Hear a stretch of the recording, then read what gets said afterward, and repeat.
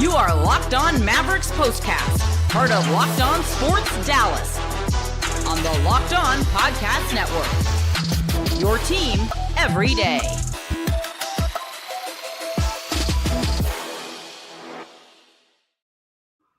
Well, that was not the game I was hoping for. A tough night for the Mavs and a tough loss at home to the Milwaukee Bucks. 132 to 117, the final. We've got a lot to get to. We want to hear from you via the comment crew coming up on the show tonight. We'll talk about the return of PJ Washington. Also, Kyrie Irving continues to kill it. And we almost had a near double-double, another double-double for Moses Brown, who came up big again in this game again tonight, but not enough as the Mavs suffer a big loss, 132 to 117. Here we go. Welcome into the Mavs Postcast, your team every day, and in our case, your team every single game. I am Jeff Biggs, happy to be with you. Thank you for watching Locked On Sports Dallas, your destination after every single game. You can also find us on the Locked On Mavericks podcast feed. And a reminder that today's episode is brought to you by FanDuel. Right now, new FanDuel customers can get $150 in bonus bets if your first $5 bet wins. All right.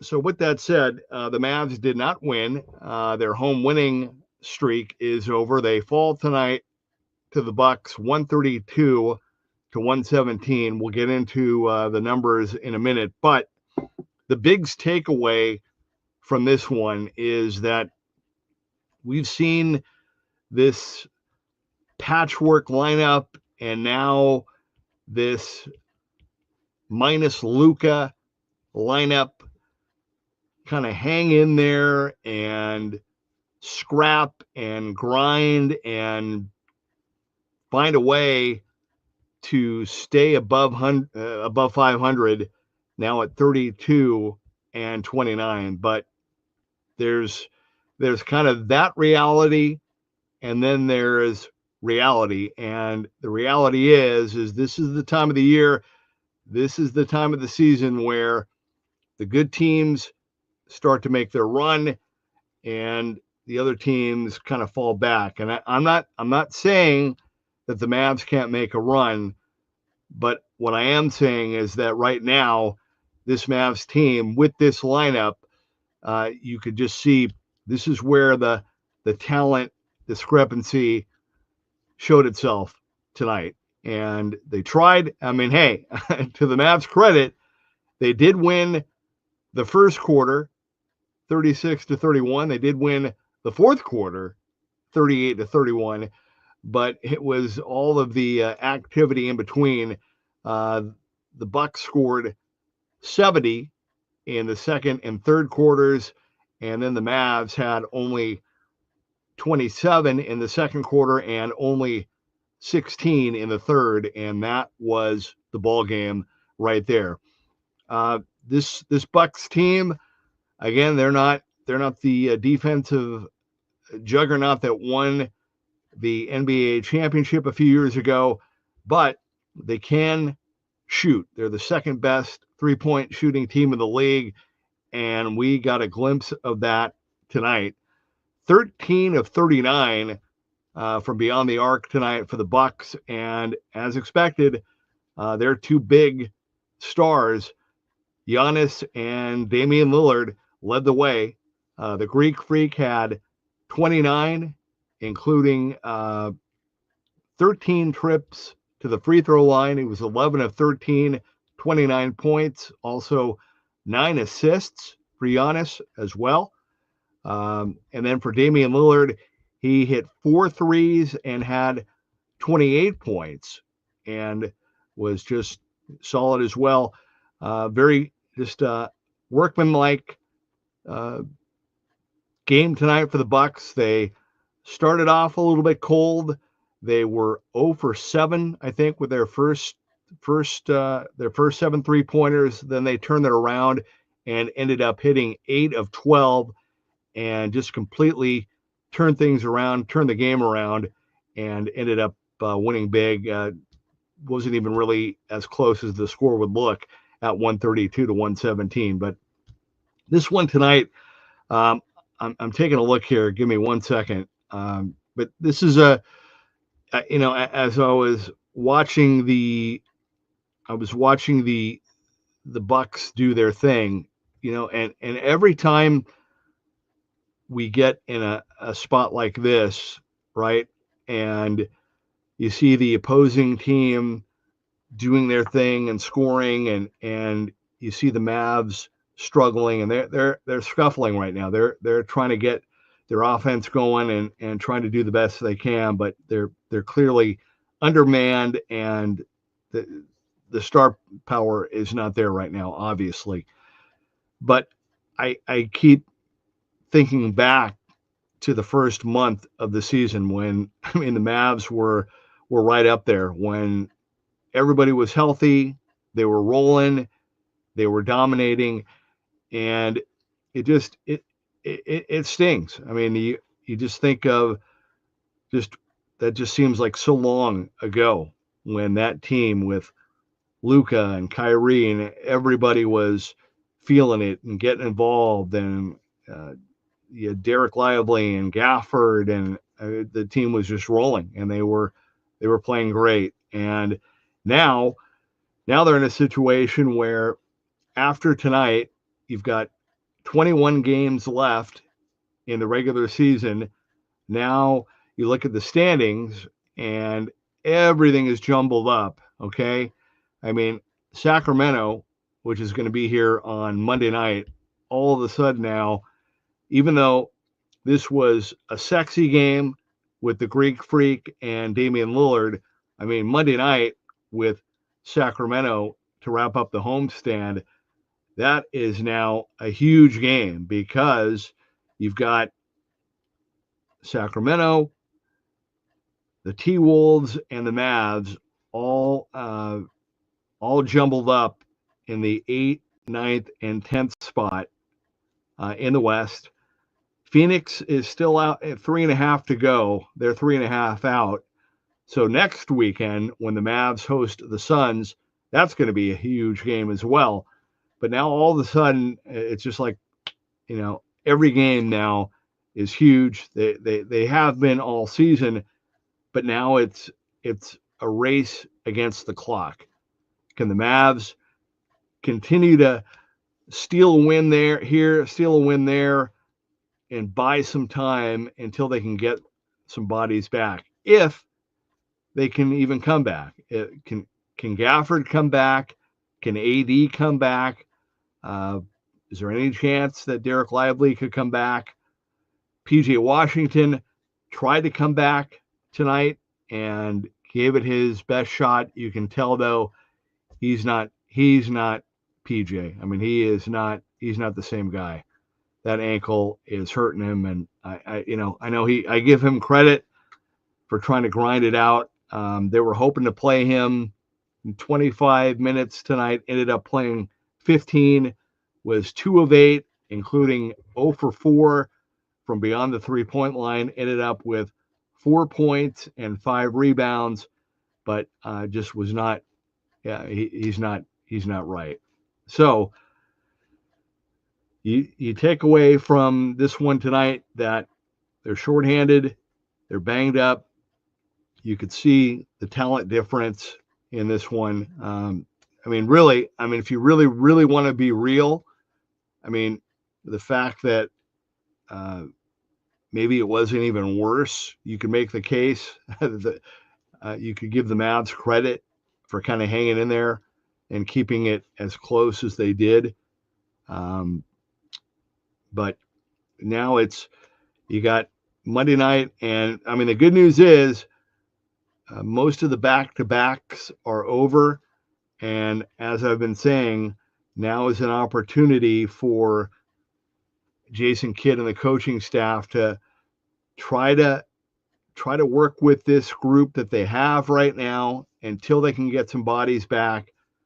Try to practice, try to do what they can, but as you saw tonight, it's just a different level. And with 21 games left, tonight, there's been some tough moments. Obviously, the Luka trade was, that was a gut punch, but seeing the talent discrepancy on the floor tonight, it was the first time I think in a while that it just kind of hit me hard. Like, man, there's a chance they may not be able to get everybody back and make a run. I hope they can. I still think there's time. We got the whole month of March and a little bit of April, so there is time if they can come back. Because, man, if they could just get Gafford and AD back, that alone, that would have such a domino effect on the rest of the team. But just a tough loss tonight, and just like cold water. Just the realization that this Mavs team is shorthanded, and they're still short a star player, and it is a star-driven league. We saw last season what it takes to make a finals run, and it's it's tough to watch. So anyway, when we come back, one guy who is doing his part is Kyrie Irving. We will talk about his night and what he did, what he is doing. Also, another big game for Moses Brown, and we'll talk about some of the other numbers as well. But we want to hear from you via the comment crew, so please jump in, share your thoughts on the game, your thoughts of where the team is at, and what this stretch run will look like. But 21 games left to go, with a tough loss tonight at home to the Bucks, 132-117. This is the Mavs Postcast.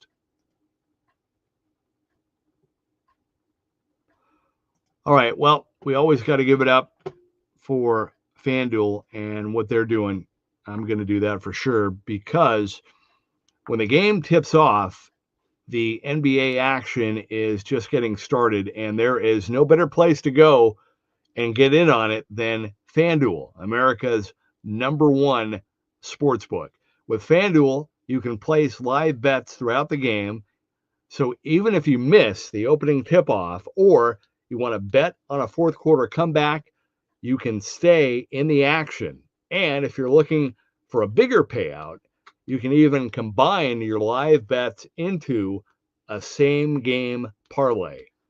For example, you can use FanDuel's live betting feature, because really, when you think about it, it keeps every moment of the game exciting. Whether you're backing your team for a late game run or rally, or you're picking a player to hit a clutch three, you never feel like you missed any chance or opportunity. And the app itself is really easy to use. And when you win, you get paid instantly. And right now, new FanDuel customers can get $150 in bonus bets if your first $5 bet wins. So it's real easy. Just visit FanDuel.com to join today. That's FanDuel.com for your shot at $150 in bonus bets. Make every moment more with FanDuel, the official sports betting partner of the NBA.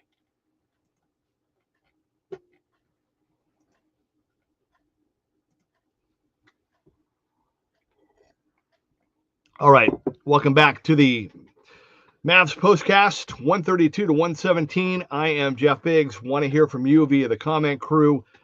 The Mavs lose a tough one tonight. They came out strong. They won the first quarter, 36-31. They were hitting their shots. The Bucks were not hitting theirs, and then everything shifted in the second quarter. The Bucks scored 40 points in the second quarter. The Mavs only 27, and that was pretty much the ball game. PJ Washington returned, but is clearly still dealing with that ankle issue. PJ is not right. We could see that. The Mavs, though, did get 10 points from Kyrie in the first quarter. Kyrie on the night scored a game-high 31 points in 38 minutes, 2 of 9, but he was 11 of 11 at the free throw line, 9 of 23 overall, had 5 rebounds and 3 assists, and just continues to do his thing and continues to try to lead this team.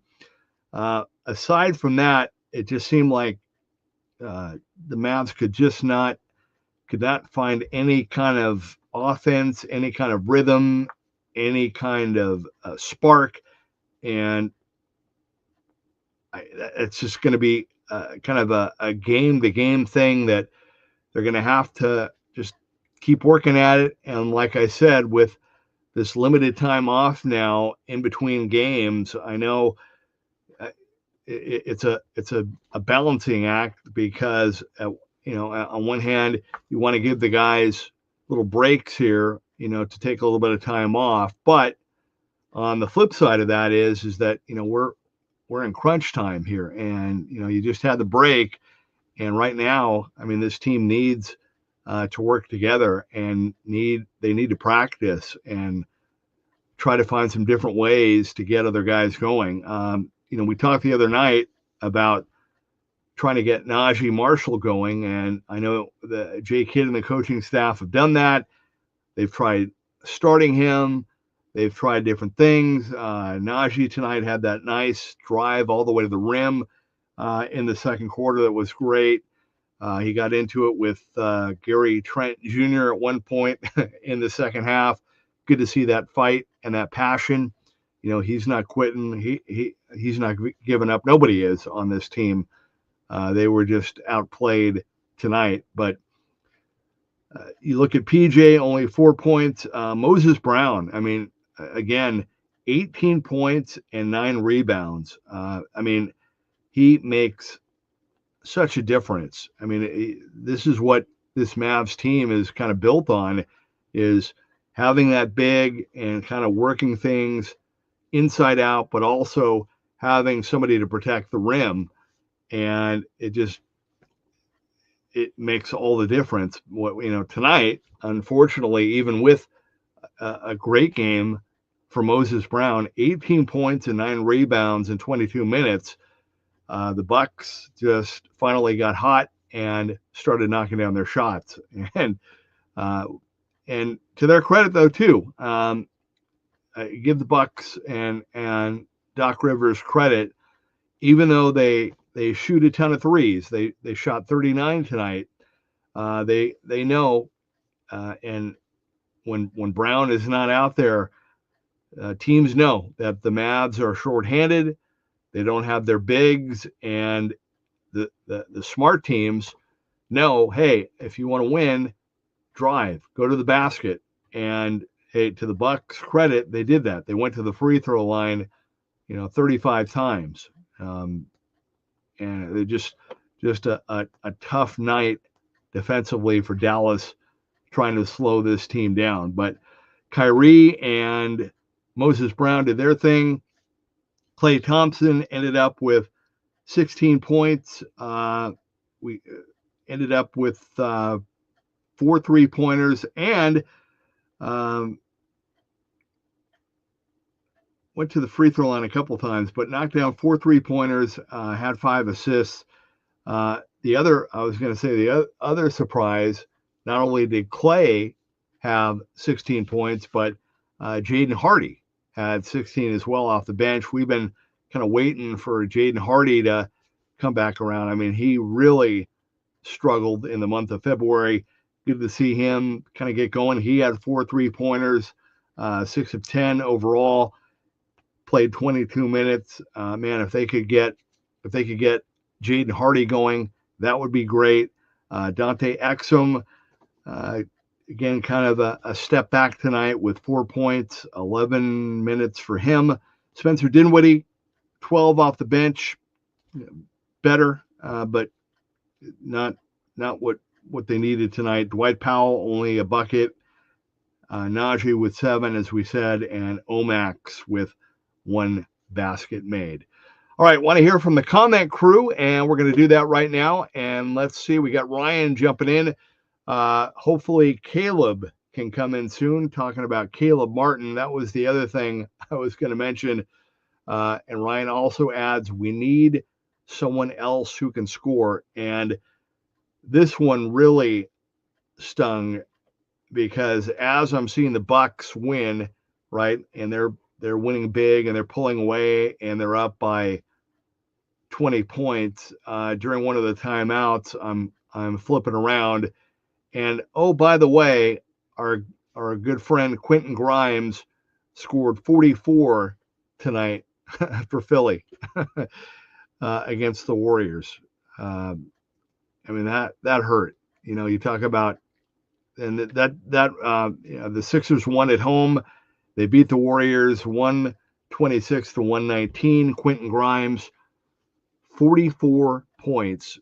And like I was saying earlier, that it was seeing Quentin and his numbers. That's what kind of triggered me back to, the first month and a half or so of the season when the Mavs were right up there, one of the best teams in the NBA, 14-17.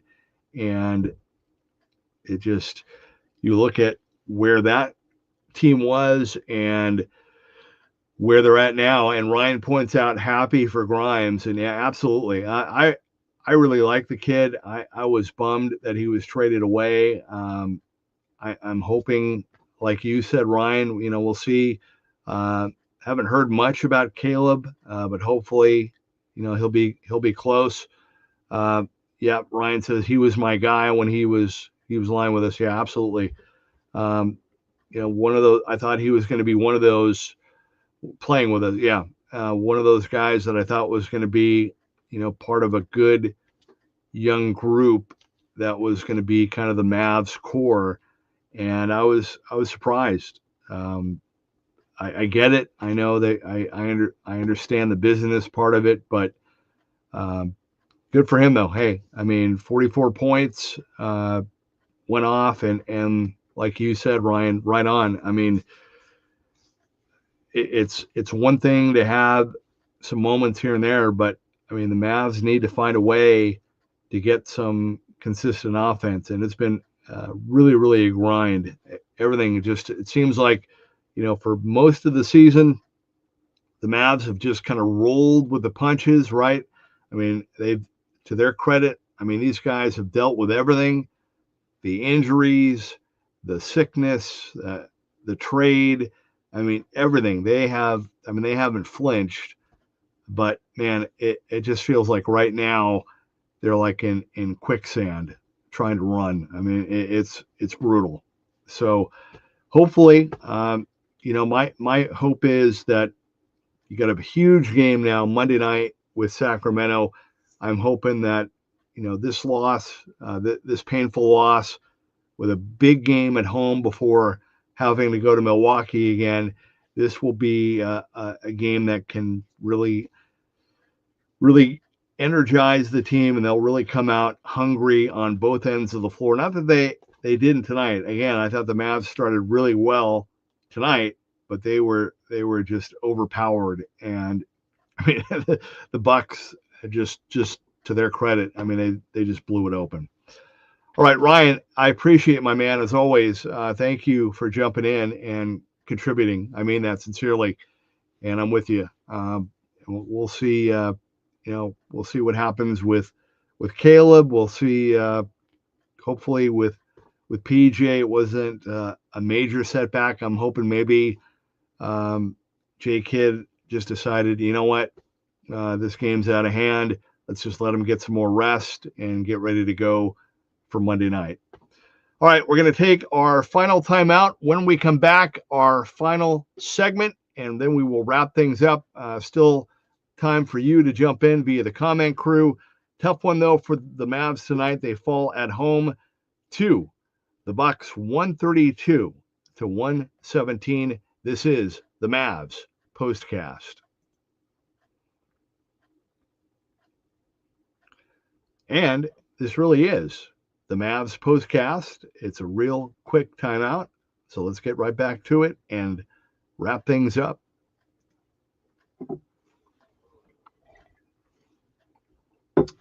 All right. Final segment here, 132 to 117, the final. Let's get back to the comments. One more from Ryan. Hopefully the new center will be a great addition for a bit as well. Yep. We'll see. But again, can't say enough. That's a big game coming up on Monday night with Sacramento, and looking forward to that. And hope you'll be able to hang with me after the game as well to get your thoughts and to be a part of that. And as Ryan points out, Kai Jones is that new big man, and he is going to sign or plans to sign a two-way contract with the Mavs. So I guess I don't know if that means they're gonna put send Moses Brown down. But Kai Jones, who was released by the Clippers, is going to sign a two-way deal with the Mavs, and we'll see what he can do. That's going to be a huge game, though. And hopefully, I would think, right? I mean, if Kai Jones comes here to Dallas tomorrow, I don't see why not. He should be able to get in on Monday night for what should be a huge game against Sacramento. So a little bit of good news there. Thank you for that, Ryan. Thank you for the heads up on that. But again, I want to make sure we give props to Moses Brown, a guy that's been a journeyman, has been fighting and scratching and clawing and all the cliches, trying to find a way to stick in the league. And to his credit, he been just trying to do what he can to hang on a roster, and I thought he played really, really well here in this time with Dallas. Whatever happens, hopefully he'll stay. Not sure what's going to happen, but man, how about we talked about Quentin Grimes getting 44. How about Sacramento winning at Houston? Come on, I mean. That was I didn't think that was going to happen. I was hoping the Rockets were going to help us out tonight and get that win, and they didn't. So that's going to make so now Monday. I mean, that's I keep saying it. 21 games left to go. Huge game Monday night with Sacramento. Then the Mavs will go to Milwaukee, and then they come back home. Again, another weird one-game road trip at Milwaukee, and then they come back for two really big games at home next weekend. Friday night with Memphis. That's going to be tough to score. Brian talking about how they need help scoring. And then Sunday with the Phoenix Suns. And even though Phoenix is struggling right now, the fact that KD will be going up against Kyrie completely changes the game. I mean, he's going to be fired up for that one.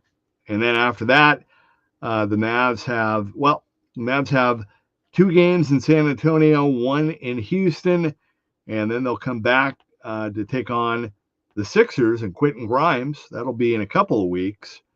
And then they have some road games coming up, some tough road games coming up at Indiana, Brooklyn, New York, Orlando, Chicago, back-to-back with the Clippers, and one more at Memphis. So they need help. They need health and help. That's what they need, health and help. And again, the good news is we're going to find out next Thursday coming up here, the very latest on where things stand with all the injuries. And as Ryan points out, we'll see what Kai Jones can do when he joins the Mavs, hopefully here in time for the game on Monday. All right. Hey, that's going to do it for our edition of the show tonight. Not much more to say after this one. Tough loss for the Mavs. Again, they did win the first quarter and the fourth quarter, but They just did not have the firepower to hang with the Bucks. 132-117 the final. Huge game coming up Monday night against Sacramento. Hope you can join me then. We got one more. Yeah. We just need, Ryan says we need our big men back. Yep, absolutely. That's where it will start for sure. Absolutely. Ryan, appreciate you, my man. Thank you to all of you for listening. Don't forget to stay connected with Nick Angstead and the crew. Isaac, slightly biased. They will keep you up to date on everything else over the next 24 to 48 hours. And then the Mavs will be back on the floor on Monday night for that big game with the Kings. And I will be with you afterwards. Please join me then. But that's going to do it for tonight. The final score, the Mavs fall to the Bucks 132-117. Thanks for hanging with me. This has been the Mavs Postcast.